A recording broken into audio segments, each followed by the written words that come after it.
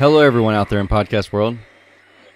You're listening to the Service Business Mastery Podcast. I'm your host, Tersh Blissett. This podcast is focused on service business owners, managers, and technicians who are considering becoming business owners themselves. My goal with this podcast is to ask the guests on this podcast questions that you may not have thought to ask to help arm you so that you become a better business owner, manager, or technician. I'm your host, Tersh Blissett. If at any time during this podcast episode you have a question or think about something that you'd like to ask me or for me to reach out to the guest to ask them, feel free to reach out to me.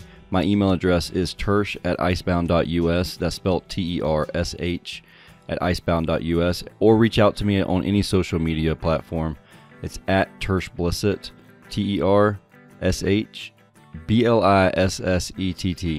It's pretty much the handle that I have everywhere.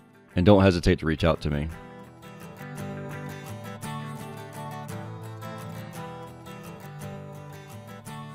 All right, so on today's episode, it's a super exciting one. I know I say that a lot, but this one is very exciting. They're all exciting. Well, they are to me anyways. But on today's episode, we're going to talk to Bradley Beener. And the things that we talked about, so I recorded this episode a few months ago, actually. By now, it's been a few months ago.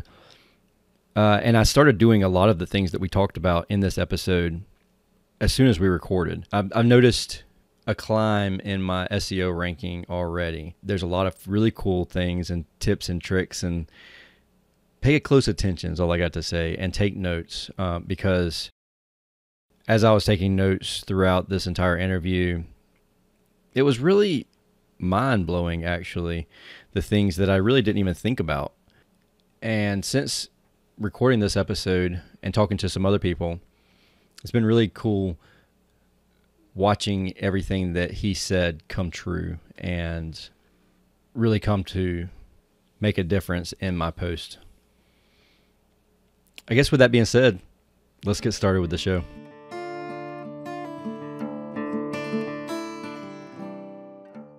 All right, so welcome to the show, Bradley. Hi, Tersh. Thanks for having me. So a little bit about you. So our audience is, as you know, pretty much service business owners. So across the threshold of a house, we have a lot of household service companies, but there's also some commercial companies out there also that listen to the podcast.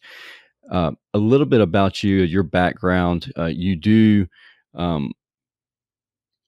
internet marketing currently, but that's not what you've always done. So tell us a little bit about how you got into where you're at now today. Okay, great. Yeah, I think it's your listeners ought to appreciate this kind of a background story. Is I was an electrician for almost 20 years. I got started in high school with electrical apprenticeship program, vocational school, and became an electrician's helper for and an apprentice, and did that all through high school, and then got my certification, my journeyman's card right outside of high school, and did residential new construction for the first several years, and then actually joined the union, the IBEW, and did some commercial and some heavy industrial work for a bit. Then ended up back into the non-union electrical contractors and did commercial build out work and some motor control work and stuff like that for many years. And then eventually I ended up getting my contractor's license and started to do more residential type work again. And then eventually I opened up my own contracting company and just did renovation type work. So I basically subcontracted out to kitchen remodeling companies. And I did a lot of remodeling type work for several years. And eventually that one of the my biggest supplier of work, he ended up, closing down his business for various reasons. And that kind of put me in a pinch. And so I started having to generate my own work as opposed to just relying on the remodeling companies. And this was around 2009, 2010 ish time frame. And I had gotten, had kind of a difficult time generating my own work from just knocking doors and passing out flyers door to door or putting on mailboxes, that kind of stuff. And that's kind of the point that I was at with my business. And so I really needed to figure out how to generate leads for my own business. And at the time, I knew that the internet was probably a great way to generate leads, but I didn't know anything about it. I mean, honestly, I could Mm. barely turn on a computer at that point, other than for, basic Word docs and stuff like that. And Yeah. so, and I didn't really have the money to hire a web marketing or online marketing expert at the time. So it was kind of like left upon me to do it. It was up to me. And so I started researching in the evenings how to really to start with just search engine optimization and the 800-pound gorilla, which is Google. I started trying to figure out how to build websites, and at the time Google Maps was very, very new. It was showing up in the search results when you did a search with local intent. And so I figured that there was probably good opportunity there if I could figure out how to manipulate the search results. And I started studying it. And what was interesting was I first of all, I became obsessed with it. I was fascinated with the whole search engine optimization process and being able to manipulate this thing.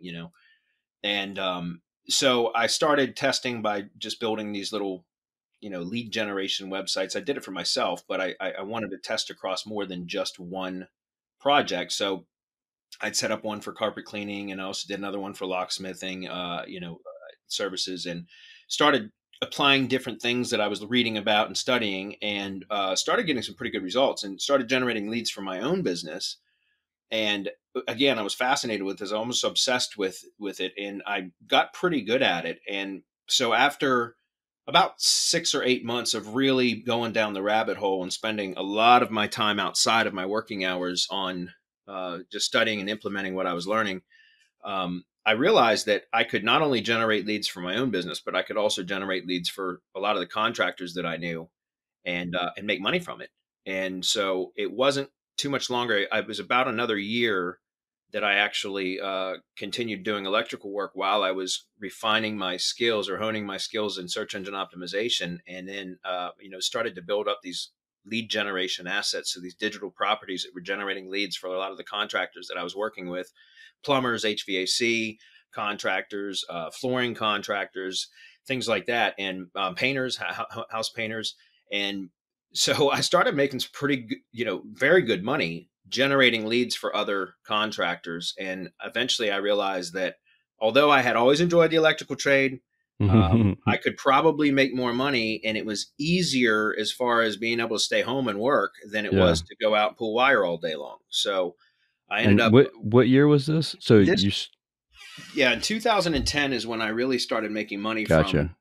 generating leads from SEO basically. Gotcha. Um, Gotcha. and then in 2000, and so from 2010 until about almost 2012, I kind of did a hybrid between electrical work and SEO work. And then in 2012, I had gotten to a point where I was generating enough money from lead generation, which again, those were all assets that I owned and controlled. In other words, I would go out and build the web properties, and once they would start generating leads, then I would either lease those assets to contractors for a flat monthly fee or have them pay me on a pay per lead basis. Um, yeah, and it was great, except what I found was I live in Virginia, and there's seasonal work here. I'm pretty sure it's probably seasonal across most of the country. In the winter, things slow down considerably. And so, although I had generated some really good money spring through fall or autumn, in the wintertime, I would have my income would drop considerably from the lead generation and SEO side of the business. And Oh yeah. so in March of 2012, I had enough of a portfolio of sites and assets out there that I could prove to any type of business that I knew what I was doing. And so I opened up my own agency at that point, which is it's called Big Bamboo Marketing. And that's essentially it was just an SEO agency, but now it's an all-inclusive digital marketing agency. And I mainly about 90% of my clients now are contractors because I just I come from that background. So but yeah, it was interesting. So in 2012, I started my agency, and I don't know, within about a year, I had joined online a mastermind with other marketing folk, online marketing folk that were, it was kind of a high level mastermind. It was just kind of a training program thing, and I started a weekly accountability group with some of the members of the mastermind, just so we could share, what was working and what wasn't working, and different methods and stuff like that on a weekly basis. And about 6 months into that, we had it was about 6 months into it, four of the other members and myself were the ones that were consistently sharing information about what was really working. And we had developed a following, people that kept showing up to these accountability group meetings, but weren't contributing. They were just there to consume information and to, learn. And so we realized, hey, we're on to something here. We've got a good thing going. And so we decided in 2013 to open up our own, online marketing consulting and coaching agency. In other words, we just started developing training products based around the methods that we were sharing with each other that we knew worked in the real world for our own clients. And so we opened up Semantic Mastery, and that is currently, I still have my own agency. I still have a bunch of clients. I still do lead generation, but I also have Semantic Mastery and my founding, the other four partners of mine, where we teach digital marketing to aspiring local online marketing consultants, as well as digital marketing agency owners. And that's one of the reasons why I'm actually talking with you today. We're looking to also expand out to the actual business owners, right? So instead of just teaching marketers how to market, we're also looking for the business owners, local business owners. So contractors are perfect for that, but that want to learn how to do their own marketing, or if they have somebody in house that is handling their marketing, instead of always outsourcing that. Because let's be honest here, using big box agencies for marketing, as you know, Tersh, I'm sure you know. Oh yeah. Typically the results are poor at best. And they're very expensive. Just farmed through there. Like it's just, you're herded through that group, and then like, okay, here's your 13 minutes that we can work on your website. That's right. And it's very expensive. And like you said, you're treated as a commodity and not, not really respected. And one of the things I love about working with contractors in my own agency is it's still just me. Like, I don't have any employees. I've got outsourcers that, contractors that I have, content writers and things like that I use, but I am still managing, and I'm in direct contact with all of my clients. Again, 90% of them are contractors. So I'm the one that sends out their monthly reports, and I send, like a screencast video that I just upload to YouTube, and it's unlisted, but I send them every single month a video where I explain what's been done for the previous month and opportunities that I see that I'm going to work on the following month. And that way it's direct communication. And so that's how we teach our marketing students, right? We teach our marketing students to have that kind of, it's more of a hands-on approach. And because, again, as you know, Tersh, in this industry, we all get hounded by solicitors from marketing and advertising agencies all the time that treat us just like commodities. Oh yeah, absolutely. And they come out of the woodworks as soon as you do a Google search on it. They're there everywhere for like weeks sometimes. Yeah, and I mean, hopefully they're not.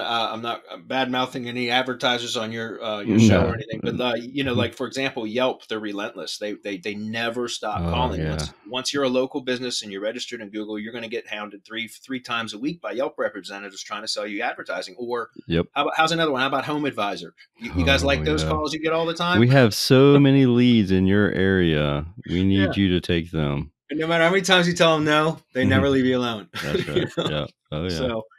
So again, so Semantic Mastery is it's great because we really started just teaching other marketers, but we've developed a training that can be applied to the actual end user, the business owners, as well as we developed our own done for you services store. So essentially, I've gotten really involved in training virtual assistants on our processes and methods, and so we've built a team that actually can provide the services of the training. That, in other words, the stuff that we teach, we can now provide those as done for you services, so that, because let's be honest, a lot of people can go through training, but the implementation never gets done because of lack of time.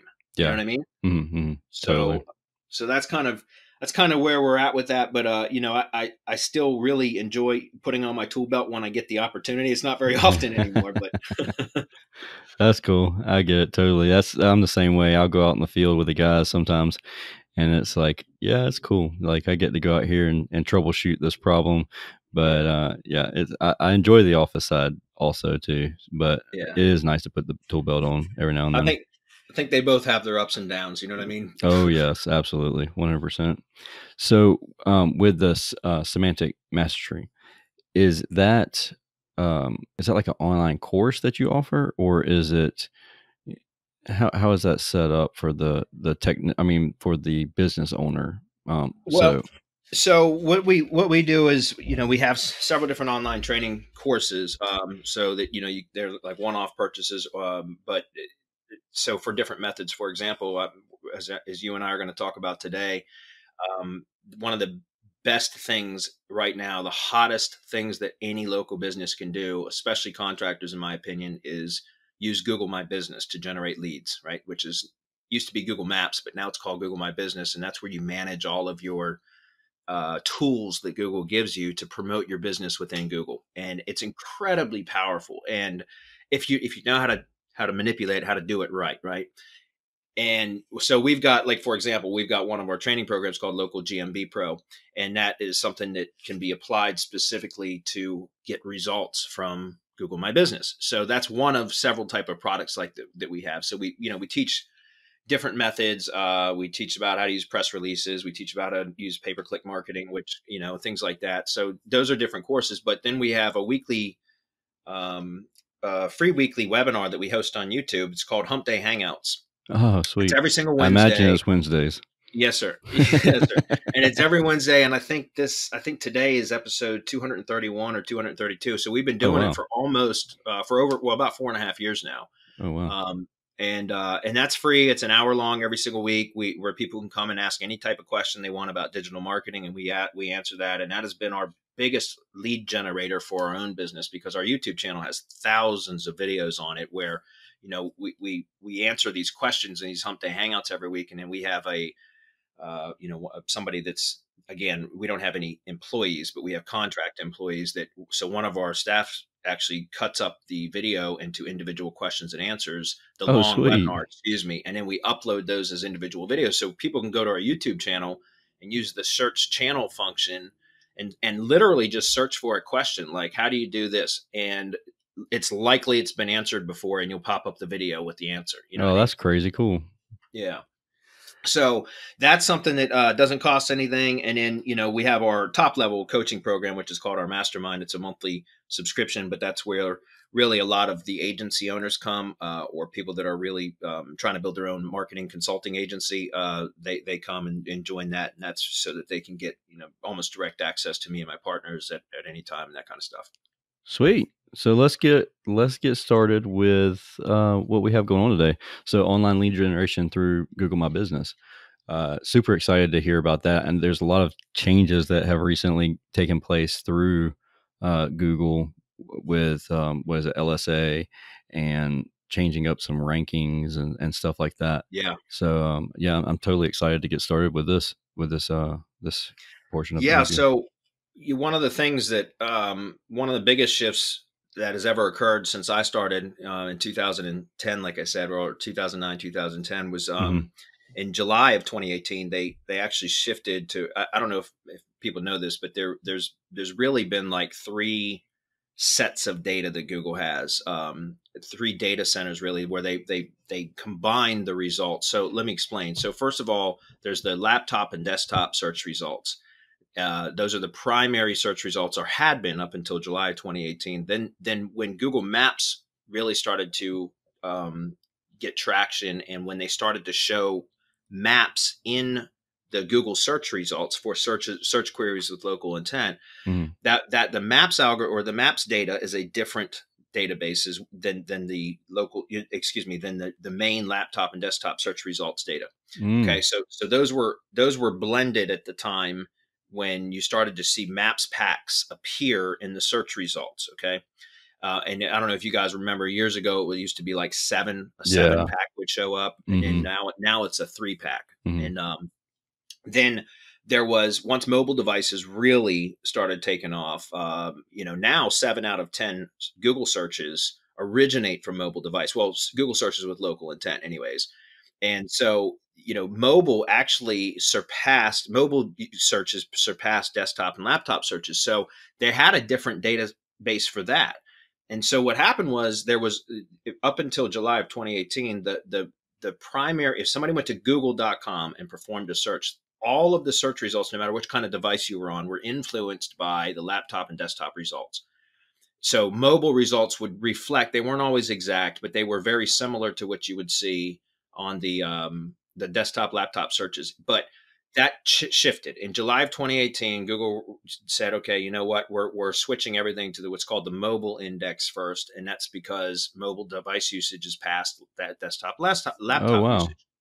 That's where it opened up this huge opportunity for local businesses and Google, and to use Google My Business to start generating leads. Really? Like, it's, yeah. And the reason why is because that's also part of the reason, if you guys have claimed your own Google My Business profile and you've ever logged into that dashboard, you know that there's a ton of different tools that they provide you now. Like, you've got the info tab that you can optimize your, if it's a service area business, you don't publish your address. You list your service areas. You have Yep. a service item menu now that you can go in and list, the different services that you offer and pricing. If you have it, if it's varies, you can put, call for quote or call for estimate and then put $0 as the actual price.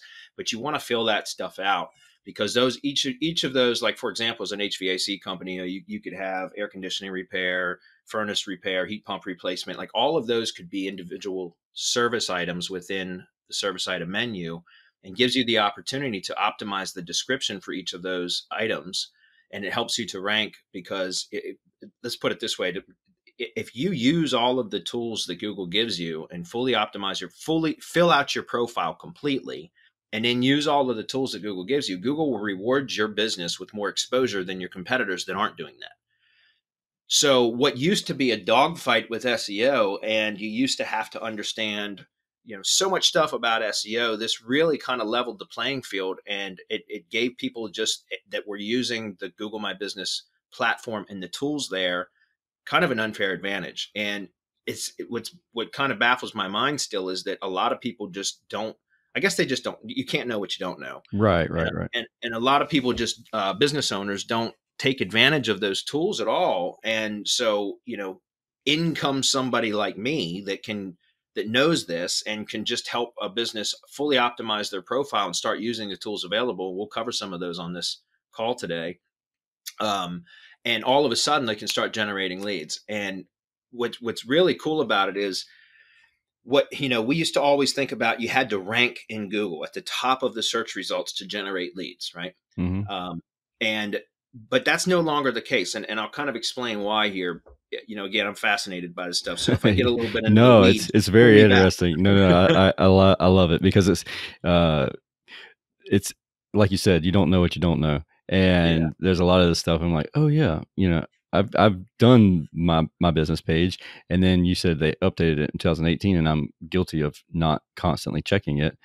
So there could be stuff on there that I haven't even updated lately. Oh, I'm So sure we're going to talk about some of those then. So, but yeah, so one of the things I want to talk about before I get into like actual optimization of the profile and some of the tools that you should be using in order to get these kind of results is, first, what did this mobile index first shift do to open up this huge opportunity? So, because mobile devices have taken over the prime, they're the most usage, most searches are coming from mobile devices. So Google made that shift. So now what happens is, we used to look at everything from ranking. So like, I could be in Virginia and doing a checking on the search status or the search positioning of a client of mine, a contractor in Texas, right? And I could just from Virginia type in, HVAC service, Dallas TX, right? And I could do that kind of a search, and I could see the results that and they would be very similar to what somebody in Dallas, Texas, searching for HVAC service would see, right? My results in Virginia would reflect or be very closely similar to what they were from somebody actually in Dallas searching for HVAC service. Well, that changed with the mobile index first. Now it's searches are influenced by where the search is being performed at. So what I mean by that is, if I'm doing a search for, again, HVAC service, Dallas, Texas, and Virginia from a desktop, and I do that, the results are going to look very different to me than they are from somebody on a mobile device in Dallas searching for HVAC service, whether they add the location modifier, the city name or not. And most people don't, because Google understands from the GPS a setting on the phone, Google knows where they are, right? So, so Google, a search with local intent, Google is going to display the results of the businesses that are physically close in proximity to where the searcher is at the time they performed the search query. So that opened up a huge opportunity, specifically with Google My Business tools, because now proximity is a big issue. So it's difficult for service area businesses to get results or traction. You know, if you've got a wide service area, if you cover a 50-mile radius, it's likely that there's many businesses that are registered, have physical locations in that 50-mile radius, you know, competitors essentially. And so there is kind of a drawback in that Google's going to want to display the people that are the businesses that are the closest in proximity to the searcher at the time of the search. But there's ways to influence that also. But why I said that opens up such a big hole is, or an opportunity really, is because with the tools that Google gives you in the Google My Business dashboard, they're all literally developed to serve mobile users, right? And so let's break that down a little bit. On the info tab inside the GMB dashboard, and I'm going to use GMB guys so that I don't have to keep saying Google My Business. We get it. In the GMB dashboard, the info tab is where you would start, and so that's where you would put, you know, your address if you're a storefront, or if you have like a showroom, for example, then you would actually show your physical address. Otherwise, if for service area businesses, you're supposed to hide that address, and so it should just list your city really. But then there's the service area, right? And so in the service area, you can go in and you can list all your service areas. And I recommend that you do that on a city by city basis, or you can do it like a full county at a time. That's fine. However it is your service areas. That's how I start. You don't do it by radius anymore. You actually have to list out county or city name, that kind of stuff. You can do whole state. But then, like I said, underneath that is the service items menu. And that's where, again, that's underutilized right now. Totally underutilized. Not every business is going to have this. Just so you guys, if you're listening and you go check your own Google My Business dashboard and you don't see that, Google's still rolling some of these tools out to different industries. So if you don't see that, just be patient. It will be coming most likely. But the service item menu, you just click into that, it pops up a window and it allows you to add sections and then services within each section. So for example, I know Tersh, you and I were talking prior to the call, you said that one of your HVAC companies does also plumbing and electrical. So you could literally have a plumbing section, and then you could have service items that you do for plumbing, then an electrical section and service items for that. And each one of those now are, if you see it if you do a search for your business name on Google, you're not even going to really see that service menu. If you do a search from a desktop or a laptop on Google for your business name, you're not going to really see that service menu. But from a mobile device, there's an option. It says, you know, services or menu, depends on what type of business it is. And it's a left-right scroll at the top of your knowledge panel. And knowledge panel is like your big, you know, panel with your company name and, you know, your primary cover image and the map and that kind of stuff. And you'll see that you can scroll left or right and at the top, and it's kind of like a navigation menu at the top of the Google listing. And there will be a services or a service menu or a menu type item that you can click. And when you do that, it pops up all of those different services and the pricing and that kind of stuff. So that's why I'm saying these are tools that are developed for mobile device searchers. All right. Next, you have your business description. You want to make sure that's well optimized. It only allows for 750 characters, so use them wisely. You don't want to spam that, obviously, but you do want to squeeze in some of your primary service keywords or product keywords, and then some of your primary locations. Okay. That's pretty much it. You know, business hours of operation, you want to make sure that's correct, and you want to make sure that's consistent other places that it's published, like business directories and such. And then you can, you know, add an opening date and that kind of stuff, but that doesn't really help that much. Anyways, the next thing that I would recommend doing is photos. Guys, photos are incredibly important. And let me give you a little trick here or a hint about photos. Because I know a lot of contractors I work with are like, well, what kind of photos am I going to post? Well, post photos of your employees, your team, your trucks, your shop if you want to. Take photos from your phone when you're out on job sites and upload them frequently and regularly. And the reason I say it is because, once again, the GPS data on your phone gets impressed upon those images as metadata. It's called geotagging. Okay. And so if you're a service area business and you want, and as I just talked about, because the way Google works now, if you're located in Dallas, Texas, and which is a big metropolitan area, and you're in one specific zip code, you're physically like the company is registered and physically located in one zip code, then if you're on the other side of town, which is another zip code, it may be difficult to get traction in the maps pack for somebody that's searching on the other side of town, because Google's going to want to display results of HVAC companies in that side of town, right? So, but you can influence that and circumvent that proximity issue if you are taking photos from mobile devices, not from cameras, but from mobile devices that impress the GPS data upon those images in the metadata, and upload them to your Google My Business listing. And do that frequently and regularly from the different job sites, because now what happens is you start to tell Google, hey, this is my service area and here's proof. And you don't have to do anything to the image except upload it, because Google reads that data and it knows, it starts to develop a profile of your business and says, okay, yeah, I recognize this. He's doing work, or they're doing work in this area. They do work in this area. And over time, you can start to influence the search results to start displaying your company, even though even if it's not within close proximity to where the searcher is at the time. You know what I'm saying? Does So that I make have a sense? quick question about that. So Sure. on ours, the guys will send me a text with the pictures, and then I usually will use a program to watermark it. That sounds like it's a bad Okay. idea. Well, what I would recommend that you do is, because sending the image via text, I'm not 100% sure if it strips that metadata or not. It probably does, because it compresses the file quite a bit. So what I would recommend that you do is have all of your technicians install Google Photos app. Okay. If you're on an Android, you've already got it. If it's an iPhone, you can still install that app. And then always take the photos from their phone and just push those photos into the Google Photos shared album. And then, because that essentially uploads Mhm. it to the Google Cloud, and you can Yeah. access that from your laptop or your desktop, and you now you have the original file with the original So metadata on it. if okay, Does that so make tell sense? me this: if I use, are you familiar with the program Adobe Spark Post? Um, okay, Yeah, I so mean, I've if heard I about it. use Yeah. that, and because I can just add the image to that, and it automatically brands it for me. Whenever I go to Mhm. I save that, is that metadata still there? Yes.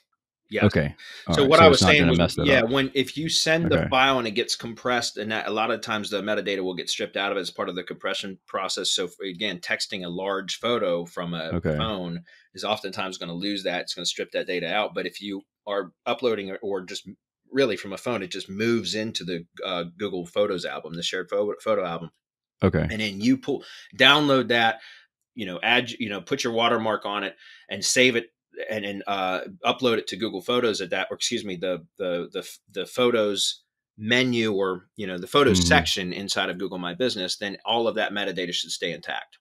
okay, perfect, Okay, awesome. I'll make sure we do that. and that way, again, now you can start to Google starts to build a profile about your service area. You're proving to them that you indeed serve those areas, right?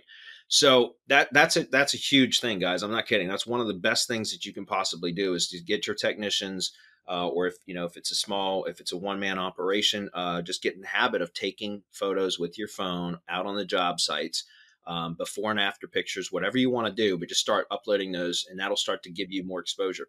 All right. So another thing, the Google My Business website, there's a website tab. Now, even if you have a website that you had somebody build for you or whatever, that's fine. You still want to go publish the Google My Business website, right? The GMB website. They give you that option. Do it. Again, it's one of those things where all you got to do is click the website tab. If you've never used it before, it will automatically build you a site, and it builds a site based upon your photos and your service item menu that I was just talking about previously. And then you can add content to it, which I recommend that you do. Grab some content from your website if you want, and just paste it into that GMB website and use that if you want to. That's fine.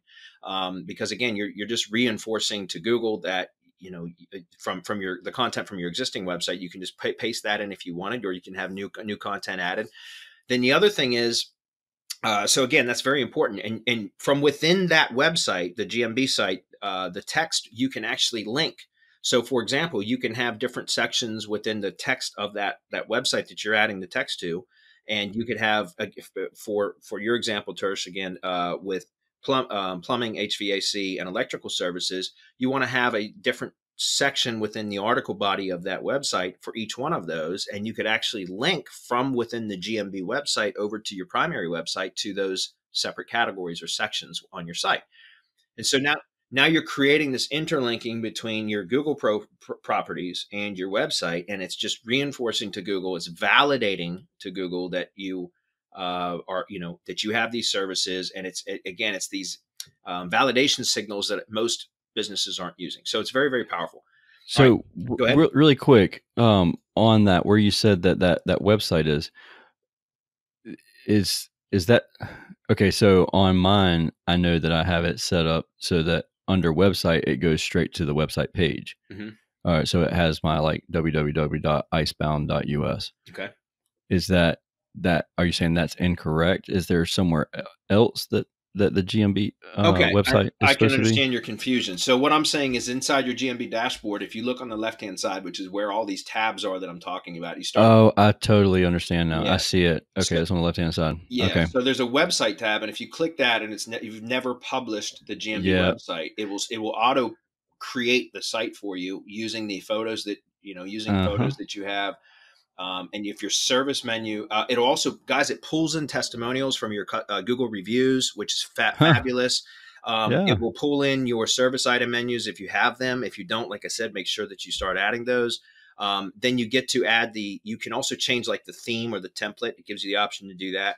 Then there's the text editor where you can add the text, like I said, and you can even just copy content from your existing website and paste it into there, what you want to, and I call that theme mirroring. Okay. That's very important because if you have, like I said, if you have a plumbing category or section on your site, HVAC, electrical, and guys, think about this. This applies to any one of your businesses. I'm just using Tersh's as an example.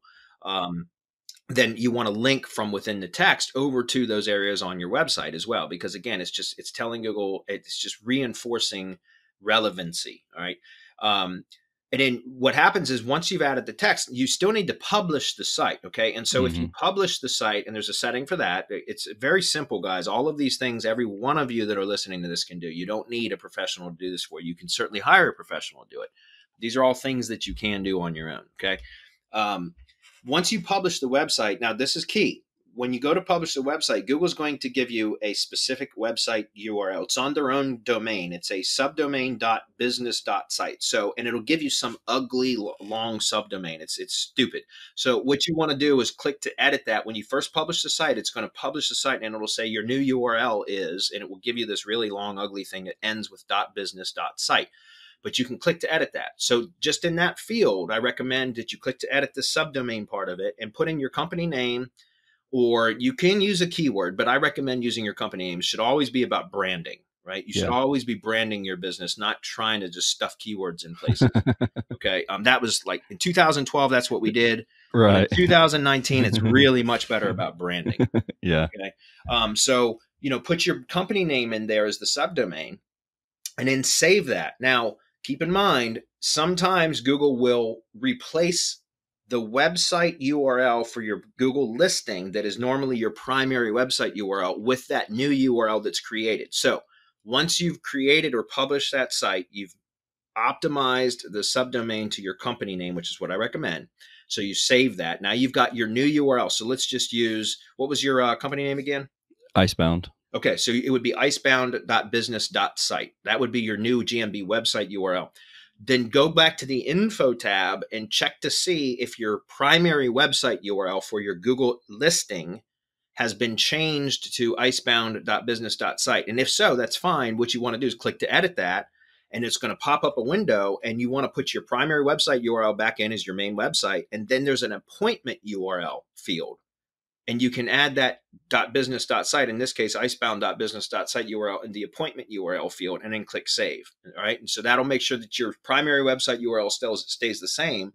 But now in the appointment URL, unless, by the way, if you already have an appointment scheduling app that you're using, then you don't need to replace that appointment URL with your your Google website URL, but a lot of people don't. So that's an extra field that you can utilize and place your Google My Business website URL there. But if you really have a valid scheduling app, don't replace it, because then you're going to lose that ability. But anyways, the point is, use that website, guys. And here's the next part of it that I want to talk about and this is where the magic happens. I mean this, and it's is the Gmb Posts, again, on the left-hand sidebar where all the tabs are that I'm talking about.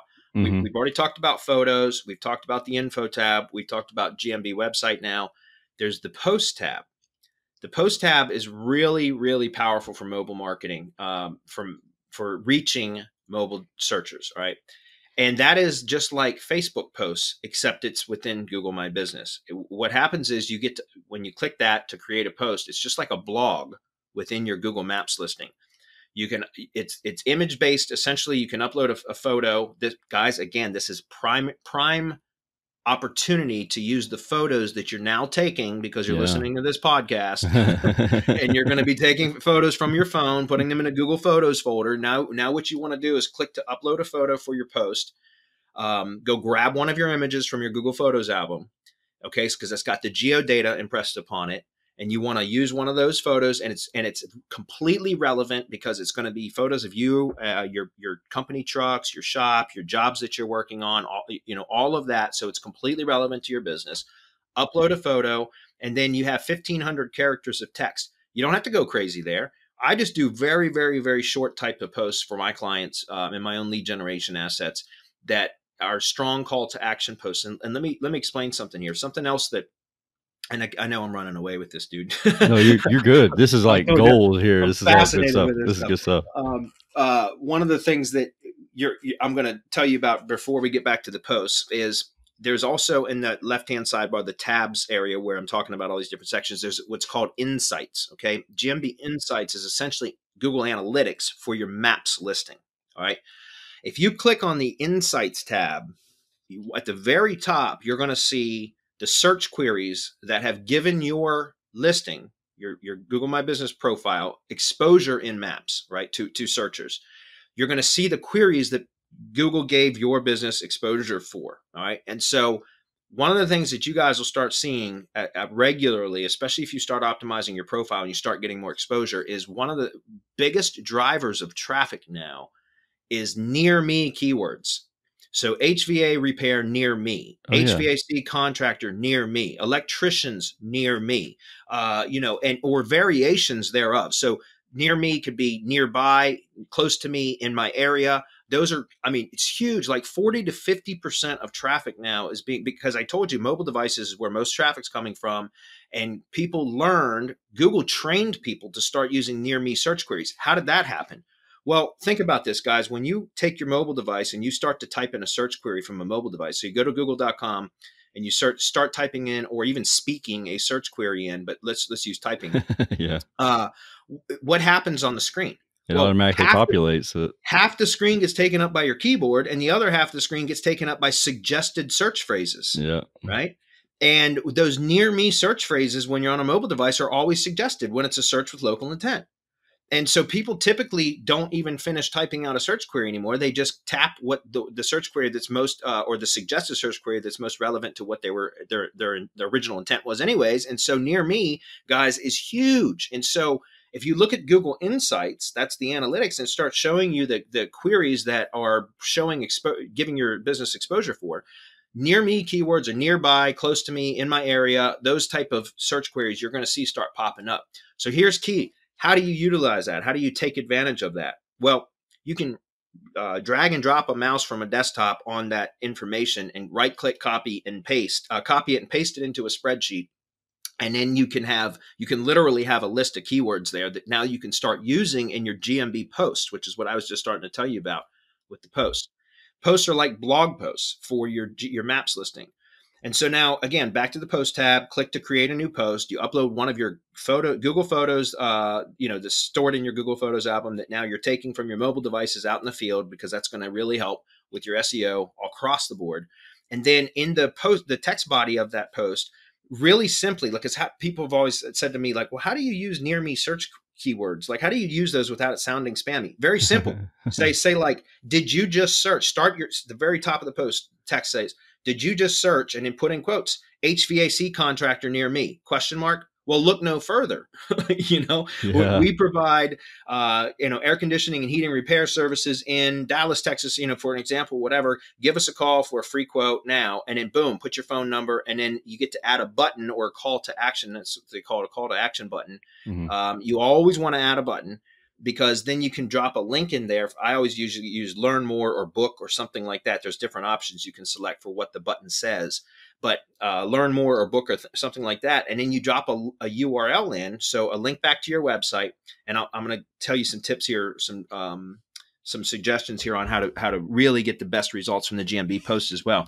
But the point is that Google gives you the keys to the kingdom, guys. I'm not kidding you. It's funny how, if you go look at your insights report and pull the keywords out, the search queries that are relevant to your business, sometimes you're going to get exposure for non-relevant queries. That's fine. So you obviously don't want to target those. Right. But the ones that are relevant to your business, if you start optimizing your Gmb posts for those different queries, you will start getting more traffic, more clicks from those exact same search queries. It's crazy. It's like Google tells you, hey, use these. If you use these, we're going to give you more leads. That's really cool. Yeah. Yeah.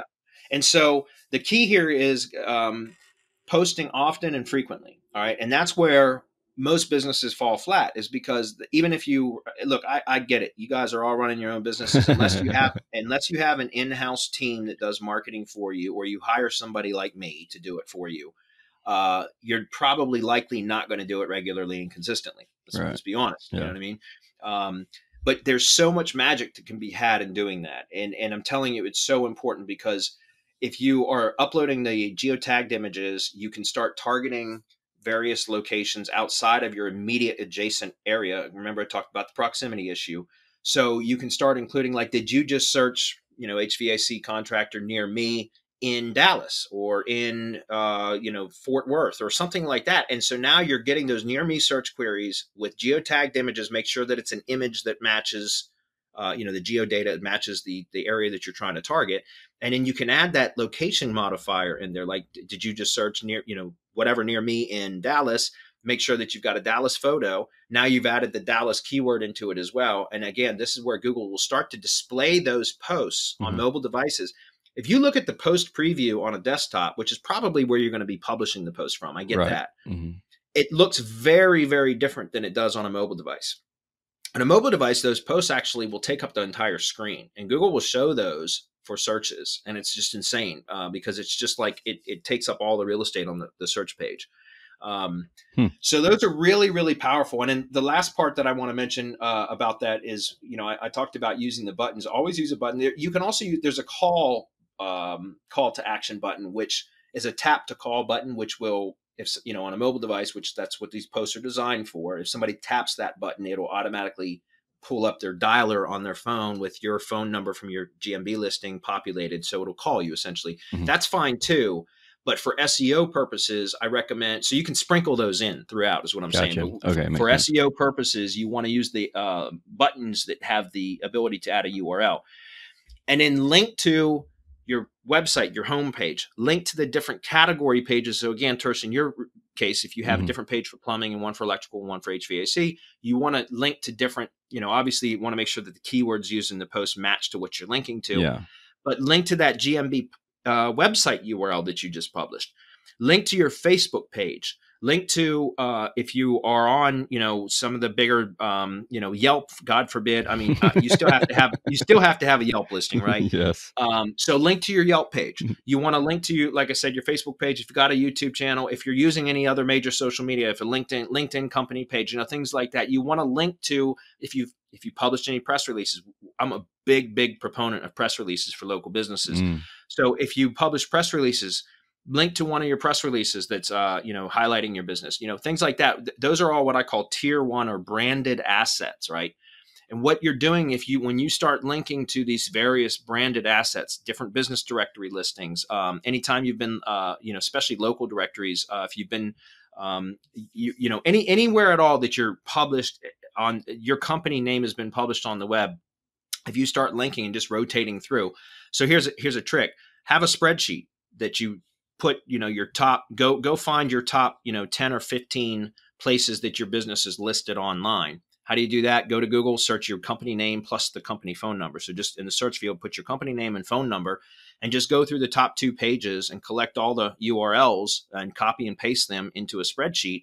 And then now when you go to do GMB posts, just start rotating through those links and using those links as the button URLs. And the reason I say that is because what happens is now you're telling Google, you're starting to train Google about who you are and that you're present in all of these digital assets, these web properties, and that starts to build authority in Google's eyes. And again, this is how you manipulate guys, and you start to outdo your competitors because they won't know what hit them. Yeah, this is like next level, like mind blowing stuff. It's like, yeah, well, it's like jaw like I said, sitting open type stuff.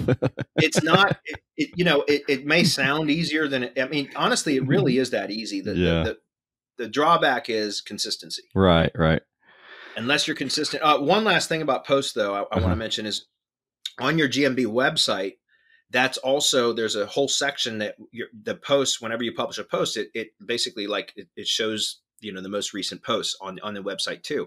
So again, every time you create a post, it basically, updates that website dynamically. And so it constantly is staying updated. And again, it's just another really good signal. So to kind of conclude with that, guys, all of those things will really get you results. And it's crazy because, as I mentioned before, we may think about things having, a profile to have to rank in maps in order for you to get results. You start doing these things, eventually you're going to rank anyways. But even if you're not ranking, it doesn't matter. You will start to get more leads and more traction in your GMB insights. So the insights are like analytics.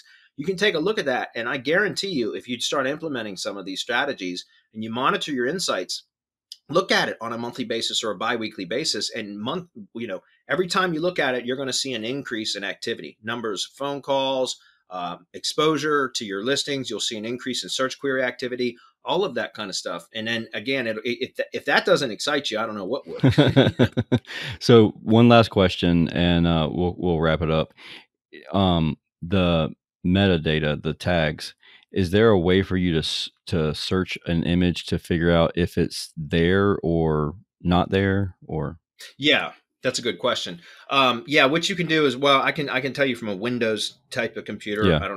I don't use Apple computers. So, but from a Windows computer, if you right click on the image, so like on the file name, and then you go down to properties and click on properties from the right click menu, and then you look at the details, you should be able to scroll down and you'll see in the details, you'll see what's called Exif data. And that's essentially the geotag data. You'll see latitude and longitude, like literally impressed upon the, like you'll see, so geo coordinates on there. So that's how you know. Now you can also optimize those fields.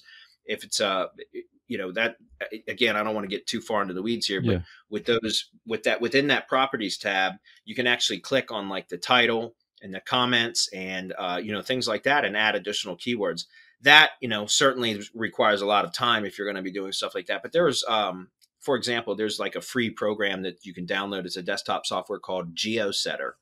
I think the website to download is geosetter.de. And again, it's free. And that's a Exif Data editing tool. So you can literally import a bunch of photos into the software and then go in and set up a template that has all your contact information. So essentially you can put your name, address, and phone number as part of the metadata of the image, and then click save and select all and save. And it will impress upon all of those images that in the metadata, your name, address, and phone number. You could put your URL in there. You could put your URL to your Google Maps listing, things like that. And so you can actually add additional metadata. But the key is, if you don't want to do all that, which I get it, the primary thing that you want to do is just start taking photos from your phone in different locations. Correct. Yes, sir.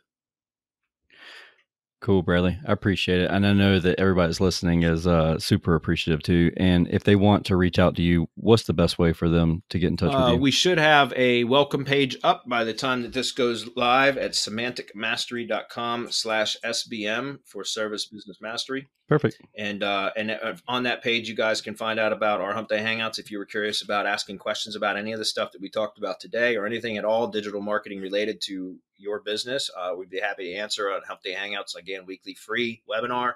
And then there's also some bonuses and goodies if you opt in that we'll send you that can help you with your own marketing. And I really appreciated getting a chance to talk with, every time I get to talk with an actual contractor, man, I get excited. It is really cool because the stuff that you mentioned, it's stuff that most of us don't think about. We're thinking about putting out fires in our business and not these simple tips that we really appreciate you coming on and sharing with us. Yeah, well, the So, last thing I would mention then is just like I said, guys, this is something that you can do on your own, but I know a lot of you probably won't. And so mhm. if you can hire that out, I recommend guys not going with big box marketing agencies, and I say that because as a former contractor myself, I know how they treat you, and it's not very well. Find a local marketer consultant, like a guy like me in your local Yeah. area, and hire them Mhm. to do your marketing. I'm not kidding; they'll treat you so much better, and it's much more hands on. Yep. Shop local, buy local. Yep. Cool. I appreciate it, man. Thank you again. And I look forward to speaking with you again in the future. Absolutely. Thanks, Tersh, for having me. Yes, sir.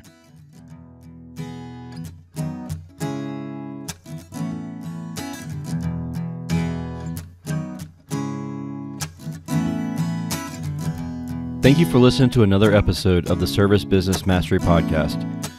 The podcast focused on service business owners, managers, and technicians who are considering becoming business owners themselves. Like I said at the beginning of this episode, if you want to reach out to me, feel free to reach out to me, Tersh at icebound.us. That's my business email address. I've found that it's probably easier to send me messages there. I check that pretty often. You'll actually get an autoresponder letting you know that I only check it twice a day. It's one of those things that I'm trying to automate my life and structure things so I'm not sitting in front of the computer every time it dings. I'm checking emails. I'm trying my hardest to force myself into that routine, and then also my clients. I want to train them so that they're not expecting a response instantaneously. Just a little tip for you: if you find yourself constantly in email conversations all day long, just set up an autoresponder and let them know that you only check your emails twice a day. If you want to test it out, feel free to send me an email and just say I'm testing your autoresponder, and you don't have to reply or something to that effect, and we'll know exactly why you're sending me an email. Again, that's Tersh at icebound.us. Not .com. I know it's crazy. It confuses a lot of people. The guy that owns the .com domain wants $45,000 for it. So .us it is. I'm sure there's several listeners out there who have had a similar struggle. But anyways, I told you that this episode is going to be super exciting. I hope I didn't disappoint, because it was crazy how much stuff that I really didn't know to even look for in my Gmb. So my challenge to you is to go forth and implement what you've heard. Like, just do it, and you'll be amazed with the things the response that you get from it. If you found value in this episode, please share it. It's a free episode, but that's the cost. Share it with a friend and leave us a review. Please write us down something.